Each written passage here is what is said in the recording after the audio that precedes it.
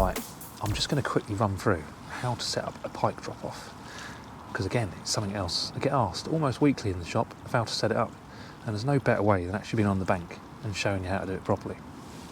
Right, so let's show you. I'm just going to turn off my alarm first. So we'll just assume that we've just cast out. So you get it all nice, get the bail arm to the bottom like that, tighten up to your lead, like that. And then you've got this clipped on here.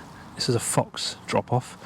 I've just modified it slightly with a snap link there and a Gardner run clip, like that. Just because I like this extra pivoting movement, so you get quite a few bleeps with a roller wheel buzzer before it actually pulls out the clip. So I just put that in that clip there like that, then open the bail arm so that's sitting directly below the spool like that, and I turn on my alarm and I have it as sensitive as it goes.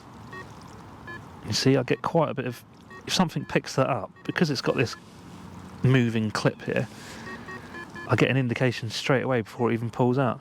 Normally what I do is I get a couple of warning bleeps and the pike just pulls it out like that, and then it's free to take line with an open bail arm.